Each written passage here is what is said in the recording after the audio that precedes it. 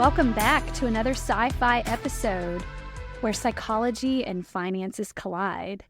And we are in our third and last part, reviewing the book, The New Retirementality. We will continue to examine how we think, feel, and behave with money as it pertains to our retirement. So Mitch Anthony, as you learned in the previous two episodes, has said a lot about the new retirementality, a different mentality when it comes to retirement. He has a whole chapter devoted to boredom. And I love his subtitle, It Isn't on Anyone's Bucket List. And a lot of times this is what happens in real life when someone retires. Mitch Anthony knows he's a retiree himself who has not retired but refired and pretty much rebranded. So there's the re in there, but he's not completely retired. He says this, it's not so much how busy you are, but why you are busy. We know that whole adage, the bee is praised, the mosquito is swatted. So what do you find yourself doing in retirement? And he talks about boredom being the result of the loss of challenge. There's not enough to do. Monotony is the predictor of boredom. Loss of intrigue. We're no longer curious. Then there's isolation and loneliness. We're no longer connecting with others. There's this law of diminishing returns where the hobby, the spouse, the family is not meeting our expectations or even exceeding those expectations like we thought. Perhaps when you thought you would spend the most time with your children, they no longer want to be around you, or they're just not into spending that much time with you. So a lot of wake-up calls in this time. Then there's also divorce. Some folks just didn't navigate the transition to empty nest or respect each other's personal space. And I do get that that's not the only reason for divorce. A lot of times there were things going on prior to retirement. But then there's also boredom being the loss of identity, no longer feeling useful. There's this personality transition as well, where I've already joked, if you were a workaholic prior to, you're not going to automatically slow down. And if you didn't have the energy stores before retirement, you're not automatically going to have a huge surge of energy in retirement. So how you're wired and your personality has a lot to do with that as well. And this is why in financial therapy, like I used in clinical therapy, I use solution-focused therapy, which asks the questions, what will you be doing when you retire? Or when you rebrand, or anything that you want to call it. The same is with the 7 habits of highly effective people. The habit on beginning with the end in mind. What is the end result that you're looking towards? And then what behaviors must be implemented to achieve that? And back to my F.A.B retirement, financial, affective, and behaviorally, you can think of that. What is that end result you're looking for? And then go back to that acronym. What do I need financially to achieve that? What do I need emotionally and mentally to get there? And what do I need to start doing behaviorally to achieve that? So Mitch Anthony goes into the 3 mythical nirvanas. This part of life is going to be about me. He says, if you think of it that way in retirement, that is a formula for emptiness. If you say to yourself, retirement is when I am going to surround myself with people just like me, he says that's a formula for stagnation. And he said, if you go into retirement thinking, I'm going to do nothing but relax, he says this becomes a formula for listlessness. My favorite, possibly my favorite Shakespeare quote is such a good one. Leisure is a beautiful garment for a day, but a horrible choice for permanent attire. And if you need me to say that in an English accent to make it more believable, I'm happy to, but I'm sure I would lose an audience if I tried. But it's so true that we really start to stink after a while if we keep that leisure garment on day after day. There's a gerontologist at the Mayo Clinic that said, a life of total ease is 2 steps removed from a life of total disease. The first step is that they get bored. The second step is that they grow pessimistic. And finally, they get ill. And I've seen folks fall into that. And that's one of the things I loved about my grandmothers is, they weren't career women. They were driven by raising their large families, and I mean exceptionally large families. One of my grandmothers, just to put it in reference for you, she had 17 children. My mother is the 16th of 17. So imagine. And oh, by the way, her husband, my grandfather, passed away when my mom was only 5 years old. So you talk about the ultimate single mom. She really lived a life of living below her means and struggling to even make means. So she found different ways of living and being and finding meaning and purpose. A lot of us don't have to do that these days. We have plenty of food banks. We have plenty of resources. We have other things, charitable organizations that were not available at that time. But Mitch Anthony talks about this new retirementality being retiring on purpose.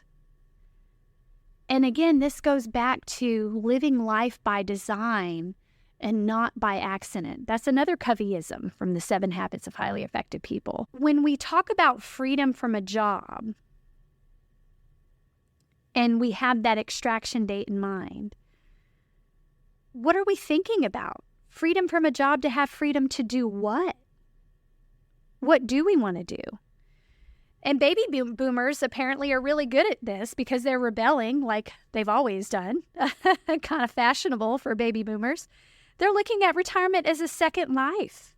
And I love how Mitch Anthony is capturing that, and it gives us hope in this next generation. And so I would encourage you to think of the vitamin C's of retirement that Mitch Anthony talks about to achieve this level of satisfaction, not just in retirement, but as you are moving towards, even inching towards retirement. You don't have to wait. You can start doing it now. Connectivity, curiosity, challenge, and contributing. Again, those are the vitamin C's of not only retirement and achieving retirement, but before you get to retirement. And this is how it transforms you. You change the wording from retiring into refiring, and reclining into refining. And he even goes so far as to say rewiring. And I love that. And I've said that a couple times because neuropsychologists, they talk about anything that fires together wires together. And one of my favorite things to tell couples is couples that play together stay together.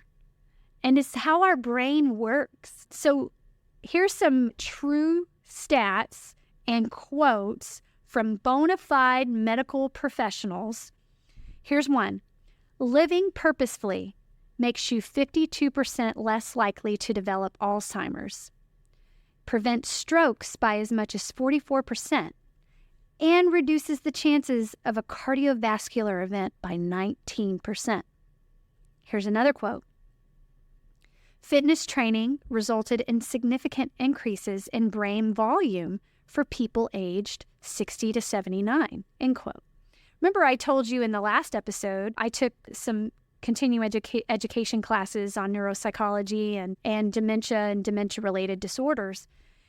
And one of the things that the neuropsychologist discussed as a result of a major study in preventing dementia is exercise. It doesn't have to be CrossFit. It doesn't have to be anything extravagant. It could just be something as simple as getting your blood pumping. And it talks about all those intricate blood vessels to get blood and oxygen to your brain. That's amazing. We were meant to move, but also we were meant to connect. And it talks about, or the neuropsychologist talked about why connection is so important. Our brain is a pattern-seeking organ. When it loses a pattern of relationship, it suffers. And that's so true. So for those who have teenagers who are going through breakups, maybe that'll give you a little new compassion for them. Their brains are not functioning well in that moment. Here's another quote. Your attitude toward your age is the most important factor influencing your longevity, according to a study from the Yale School of Public Health. Those who acquired positive beliefs about old age from their surrounding culture are less likely to develop dementia, even if they carried a gene that put them at risk. I could eat up these stats all day. I'm geeking out on it. It's amazing. And I can tell you, as a licensed professional counselor, that social and emotional connection enhances your immunity and your mood, and it prevents depressive and anxious episodes. I've seen it.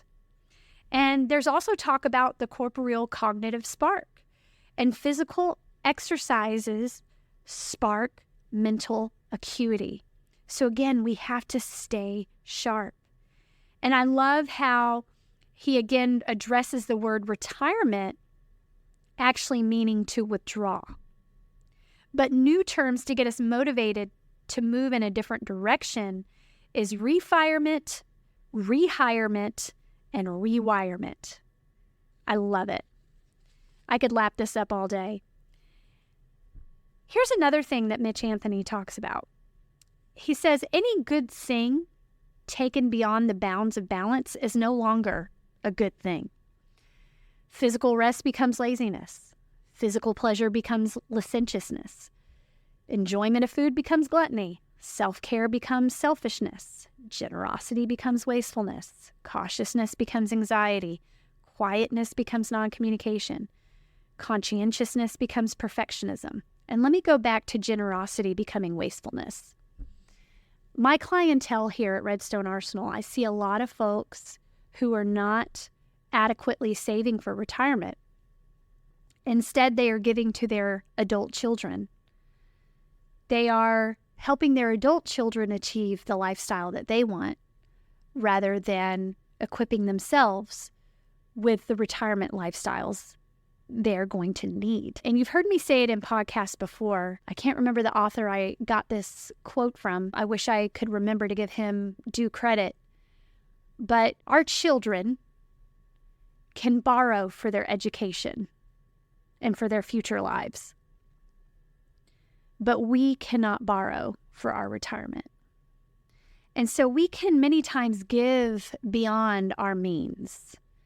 And then before you know it, we're not ready. And then we're working beyond where we thought we would be. And the whole purpose of this book is to redefine what work is. But do you want to get to a point of resenting your children? Or do you want to get to the point of truly helping your children with lifestyle skills? Teaching them how to cook, teaching them how to clean, teaching them how to save, teaching them how to financially plan, allowing them to feel the sting and the natural consequence or logical consequence of not paying their rent or not having their car note paid. Let them feel that squeeze. Let the consequences be the teacher. It's a great thing. So I will say that since my back surgery, I've seen a massage therapist, a physical therapist, and a chiropractor. Almost sounds like a joke, I know. But I would get discouraged when I'd feel pain every once in a while during my healing, wondering if this could have been a failed back surgery.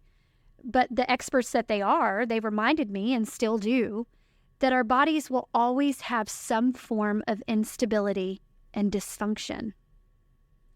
And our bodies are constantly seeking balance. It's up to us to ensure we are remaining mobile, flexible, and rested. So here is my joke.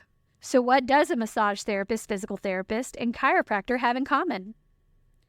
They normalize pain and the rebalancing, while also normalizing the constant need for assessment via flexibility.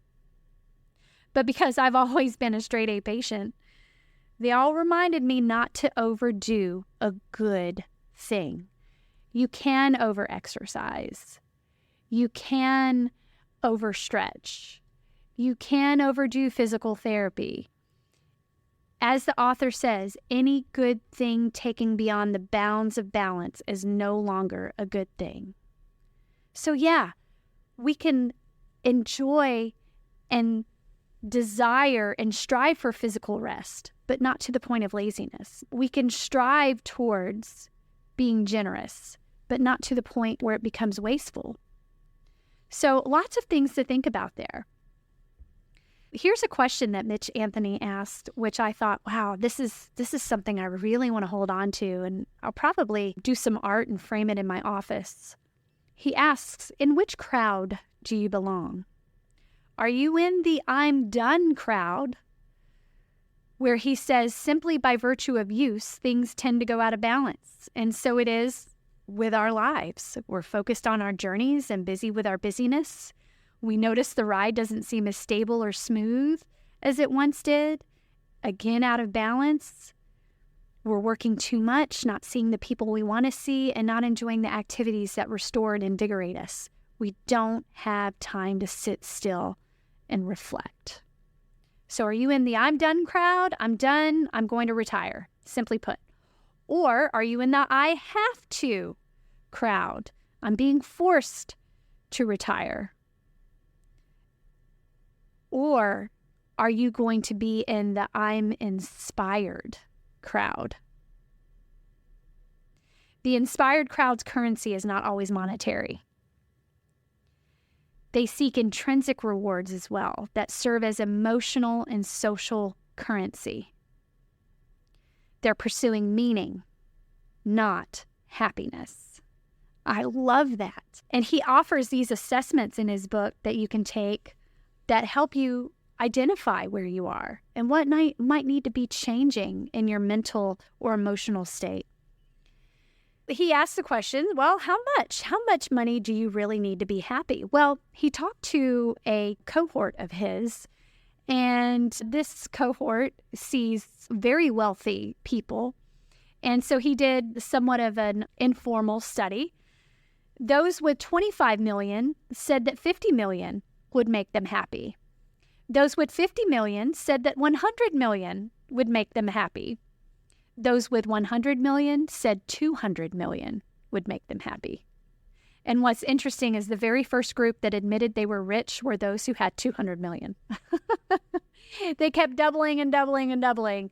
And isn't that how we just overshoot and just overreach and think that we're over-exaggerating what we truly need? It definitely is not even 25 million. Really, that's going to depend on your goals, your values. Both my grandmothers lived on very, very little means and just lived very significant lives, and were honored at their funerals for doing so. That's the kind of life I want to live. How much of anything would make life better? So here's another study. 46% said more time. 58% said more connections with family and friends.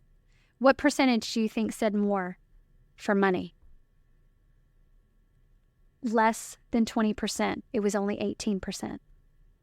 I love that, because really what's going to help make you feel rich is time, quality time with people, building those connections. How much money does Warren Buffett say you need? You know, the famous billionaire. He said, money won't make you happy, but neither will poverty. His other quote, the only two things that can make you truly happy in this world are people that love you and being healthy. And money can't buy you either one of those. It's so wonderful. So let's talk a little bit about success versus significance. Success is not the same as significance, and our culture is dead set and hell-bound on reaching success. I got to reach my goals. I was one of those. I still am, kind of, recovering perfectionist. But I will tell you that in my life, 5 out of the 7 most significant people in my life didn't have a college education. 6 out of the 7 have never made more than $48,000 per year. 1 never made it to high school. And 1 dropped out of at 10th grade. That was my mom. She was in 10th grade and 19 years old. She had a learning disability that wasn't treated. They didn't know about those things in that time, or not enough at least. My dad went to vocational school. My brother never completed his college education. And my number one mentor was brutally killed at the age of 33. So now that leaves my husband. Sure, he has an MBA and we're going to do just fine in retirement. But we met when we both had absolutely nothing.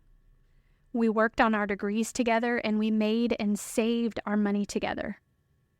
And I'm not saying all these things to pat myself on the back. I'm telling you this because someone in the audience needs to hear that you are significant, no matter what your educational attainment, no matter what your nest egg balance, no matter what your family upbringing or your family adversity.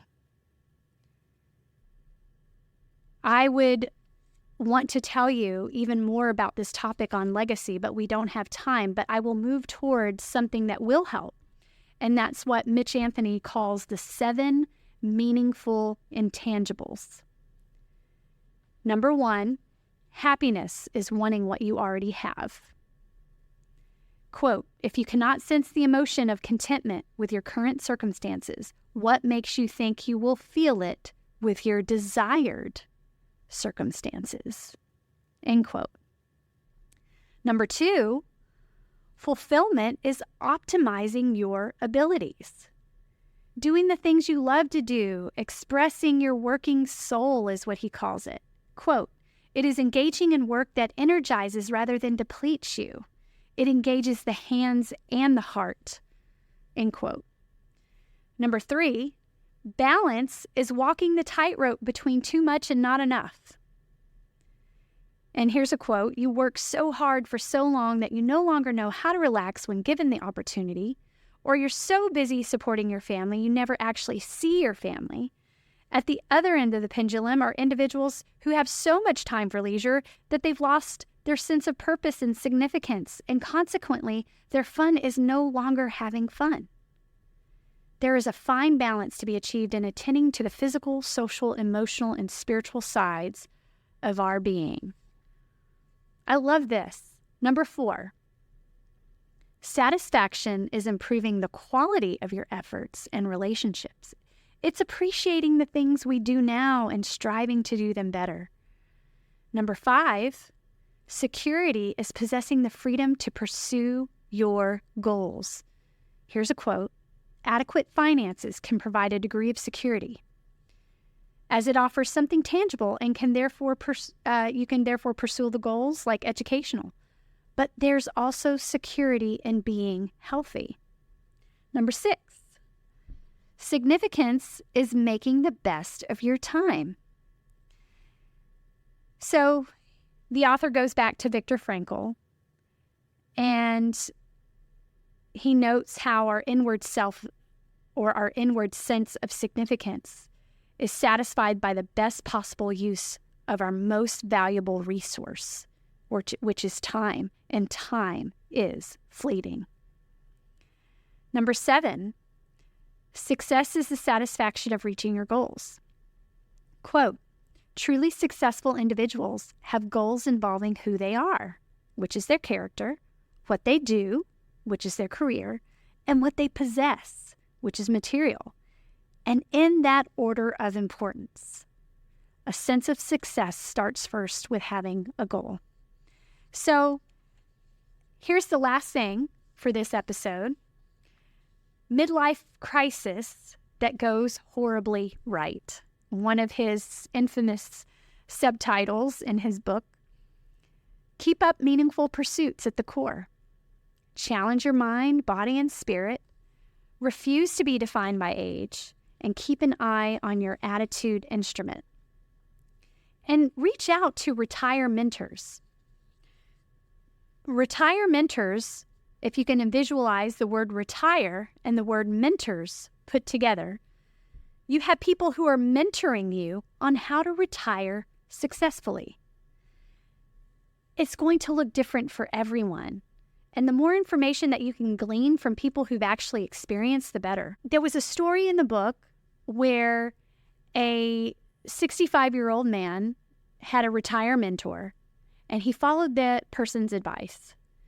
said that if you hang out with people that are your age, you're going to become cynical, you're going to become bored, and you're going to become negative.